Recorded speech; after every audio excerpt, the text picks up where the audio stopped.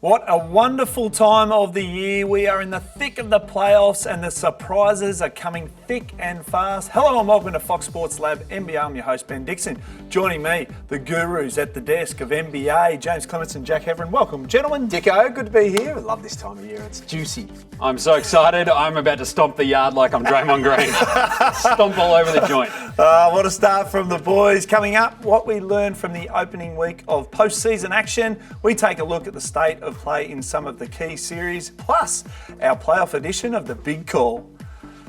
All right, let's look at some of the standout efforts in week one of the playoffs. James, can you explain why we're hearing cowbells ringing across America right now? Why is that? It's because the reigning champs are 2-zip down, Dicko. Let's go Kings. King Dally has got them up and about. I love this. Sacramento have Golden State on the ropes. This is really, really fun, though. This has been the best story in the NBA this year, I think. The re-emergence of the Sacramento Kings. It's their first playoff win since 2006. First playoff series since then. They've got the reigning champs right where they want them. Bang, I'm loving this. Fire that laser!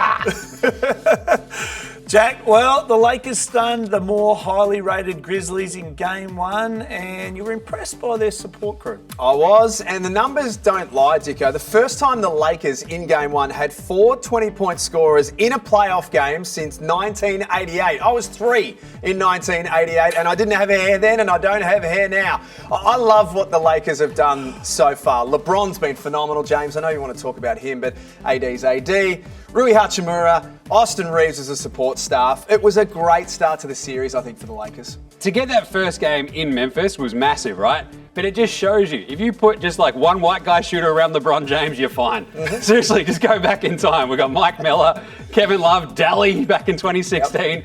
You had Alex Caruso in the bubble, and now you've got Austin Reeves carving it up. But this is such a fun team when they get up and about, and it just shows you just the sheer value in depth. Because they had Russell Westbrook, they trade him out, they bring in a bunch of bench dudes, they can bring in Austin Reeves, they can play him more, they can play Malik Beasley, they can play Rui Hachimura and more.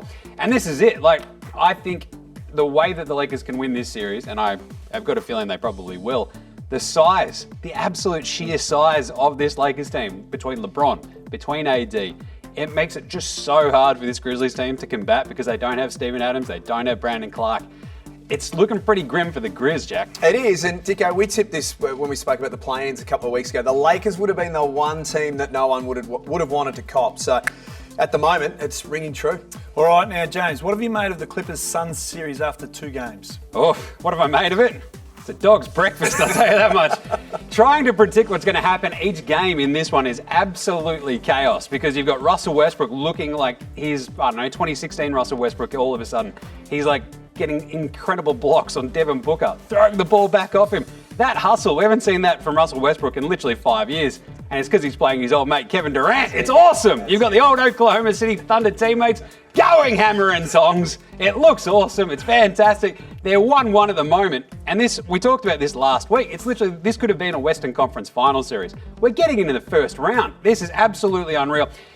The thing is, the Clippers have got the split. They've now got home court advantage. I would not be surprised if the Suns then go back to LA and win Game 3. We saw Kevin Durant step up. We saw Booker go absolutely ham in Game 2, Jack. This setup, though, this goes 7 games for me. Oh, I think this is going all the way to the end, which is awesome for Hoops fans. This is great. Just wonder whether the Suns gave the Clippers a bit to think about defensively after Game 2 as well, particularly how they guarded the pick and roll. And Devin Booker feasted, 14 of 22 from the field. The way that this goes back and forth for the series is going to be fascinating. I will tell you though, DeAndre Ayton, I'd really appreciate it if he was a little bit, not as soft as a Kleenex. I've never seen someone that big play so soft before in my life. It is chaos. It's just go get some more rebounds, big man. But really, the key to this, you've got Kawhi on one side, KD on the other. It is an absolute basketball feast. The craziest part is, it's 2 finals MVPs going back and forth. This is the best series I think going right now outside of Kings Warriors. We know it's playoff time when the energy's up from our panel. They are up and about, and there's so much more to play out with these 2 LA teams in the wild, wild west. Bring it on. The betting brand for sports fans. That's better. Chances are you're about to lose. We're 2 games into the Knicks and the Cavs playoff series. At the moment, we sit 1 game apiece. James, the problem for me is I've got absolutely no idea what happens next. This is the best part. It's a 4 seed versus a 5 seed, Jack. They're so evenly matched. I'll tell you what, though, this is the best part of this series. We saw one team not show up for game 1. It was Cleveland. Then in game 2, they absolutely put a whomping on the Knicks. And how they do it? Defense. It was absolutely awesome to watch. You saw Evan Mobley, who was not ready, I think, in game 1, looked horrible on offense. He came out in game 2 on a mission. A man on a mission. He's flying around on D. He shut down Julius Randle, and that really just took the sort of breath out of that Knicks team.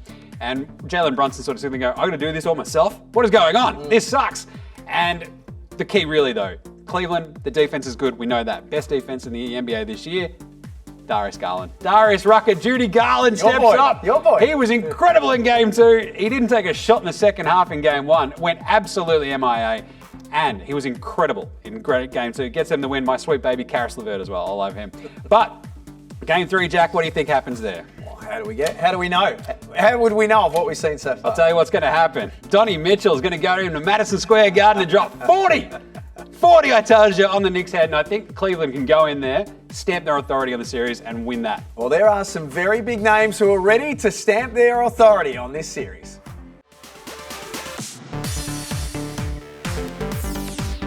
All hail the new Kings. James, as we know, Sacramento have taken a 2-0 lead over the Warriors, but are we about to see the end of an era and the beginning of a brand new era with Sacramento? Can we see the end of the reigning champs, Jack? Yes. Tick. Will we? No. The series doesn't start until you lose at home, Jack. Come on. It's 2-0. Their 2 games have been in Sacramento. The problem is for the Golden State Warriors. Draymond Green went and stomped on the Souvlaki King, Domantas Sabonis, out of nowhere. He got his foot grabbed, that's all right, and got himself suspended. Where have we seen this before? Draymond Green getting suspended before a crucial playoff match? I don't know, the 2016 finals, any other time he's been around. Look, the big problem for the Warriors is they're losing these games with the Kings not shooting very well. And they're now going to go back home, though. They are the 3rd best home team. I expect the Warriors to settle. I think they pull off a surprise win in game 3 and actually win both their games in San Francisco. There's not going to be any cowbells. They're not letting them in. But I think, look, without Draymond, it's going to be a big Steph Curry game. It has to be, because without Draymond, Steph and Clay have really struggled this series and this season. They're like 10 points per 100 possessions worse without Draymond, just those 2. But I think they can really just lean on that experience, get a bit of a puncher's chance in there, take game 3 at home, win game 4, get this back on even sledding. Makes it very interesting. They actually haven't been that bad so far, the Golden State Warriors, but let's see if they can fight back when they're back on their home floor for game 3.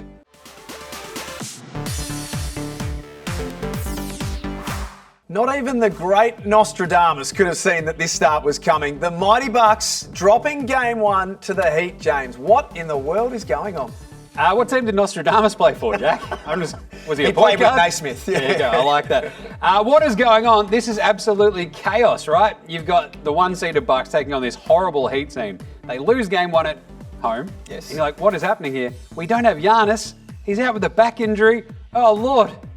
Are we going to pull the ripcord? What's going to happen? I think they're fine. Drew Holiday, Chris Middleton, they should win this series no matter what, I think. There's just such a difference in the depth of talent on these 2 squads. Like, you look at the Bucks, they've got that championship experience between Giroux, between Middleton. They bring in Jay Crowder. They got our man, Joey Ingles. Yes, Jingle up. Yes, sir. And I think they're going to be able to lean on that veteran squad. They can go to Brook Lopez a little bit more. And I think you'll see some pretty big Drew Holiday and Chris Middleton games. I just don't see the Heat, who shot 60% from 3 in game 1. Yes. This is the worst scoring team in the NBA, Jack. I can't see them absolutely going toe-to-toe for an entire series with this Bucks team that's just so deep and so good and can throw so many weapons at a team that's like the Heat. If they're not hitting their threes, they're toast. Little shout out to Jimmy Butler. I thought he was absolutely superb in game 1. There's still plenty to unfold, though, in this series. The betting brand for sports fans. That's better. Chances are you're about to lose.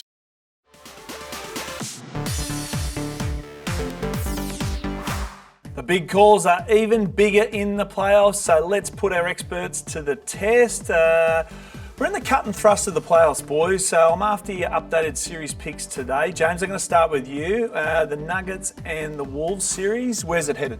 Where's this headed? Cancun. 1, 2, 3 Cancun for the Wolves. Pack her up, boys. Seriously, they just better check that they've got their tickets booked for after game 4. Just make sure the flights are all in order, the hotel's all sorted, got your pool cabanas all like booked out, away you go. This Wolves team were an embarrassment in game 1. This Nuggets team is absolutely dominating at home. But more importantly, I think it's just we've just sort of seen the limitations of this Minnesota team on defense without Naz Reid, without their McDaniels. Like, it just gets really, really tough to slow down a team that's as dominant as Denver. This is 4-0, 4-1 easy. A gentleman's sweep if they're feeling nice. I'm not even sure it's a gentleman's sweep. It just... Game 1, 29-point margin. It just smacks of a clean sweep, unfortunately. All right, Jack, you have the 76ers and the Nets, and as we expected, Philly has taken the lead. Can you see the Nets turning it around? Yeah, and as we expected and we spoke about, Joel Embiid, an enormous problem, a big, big problem. They have no answer for him at this stage.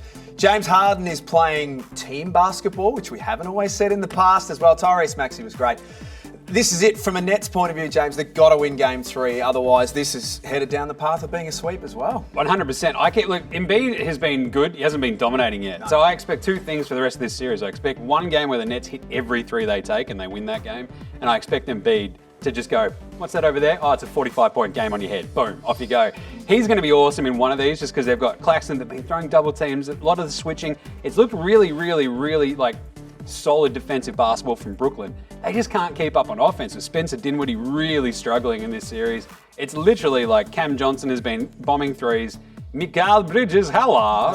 He's been okay as well, but he hasn't stepped up and had that 40-point superstar game yet.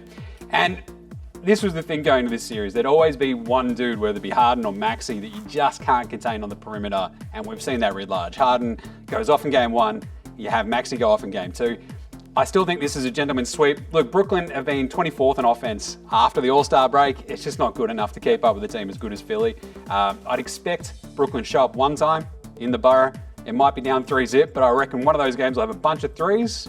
They get over the hump right there in one of those, and then Philly closes out at home in game 5. All right, now, James, finally the Celtics have gone 2-0 against the Hawks, and you'd expect them just to put the Hawks away from here. Put them out of their misery, I think, Dicko, is the vibe. This Hawks team is... I don't know, pretty bad. That's basically how it comes down to it. But seriously, we talked about this again last week. It's the matchup. It's always the matchup with this Hawks team. This is the worst possible matchup they could have gotten in the first round. You got 2 smaller guards in Trae Young and DeJounte Murray, Jack. They're really good. Apart from when they're matched up against the Celtics with Marcus Smart, Malcolm Brogdon, El Presidente, and of course, Derek White, who's having the series of his life. I am here for playoffs, Derek White, James. I am here for it. He is so good, and they've got size, so you can't dominate them on the boards. And you got the wing dudes of Tatum and Brown who are just going to dominate. Jack, this is going to be a sweep, isn't it? Yeah, it is. And this is, of all of the 3 that we've spoken about, I think this is the one that's the 4-0 sweep. And probably as we expected, this Celtics team is going places. I'm not going out on a limb by saying that. We know that they're a very, very good team, but I think from what we've seen so far, it's all happening for them at the right time. Do you trade Trae Young this offseason? Do you try to build around DeJounte Murray? What do you reckon, Jack? It's a very, very big call. I know this is the big call. I would keep him. I think they've got to do some more work about the pieces around those 2. I think that's where they've been exposed. It's the perimeter talent for me. Yeah, it is. I think it's like you give Quinn Snyder 1 more year with Trae Young, DeJounte Murray. They had a couple of really good young dudes, Jalen Johnson, AJ Griffin. These sorts of dudes, it's like let them just have 1 more year with a real proper coach, real system, real off-season. Give it a crack. So you'll hear a lot of calls for Trae Young to be traded this off-season. I think just push the brakes on that one. But still, they're going to get killed in this series, don't get me wrong. All right, that was a playoffs edition of The Big Call. Thank you, Jack, and thank you, James. The playoffs have certainly got your energy up. You're up and about, you're screaming, you're shouting, you got zingers going left, right, and centre. Outstanding work from you guys. Nothing better at this time, I'll tell you that much, Dicko. All right, remember to subscribe below and follow us on socials. Enjoy all the playoffs action, and we'll see you next week. The betting brand for sports fans. That's better. Chances are you're about to lose.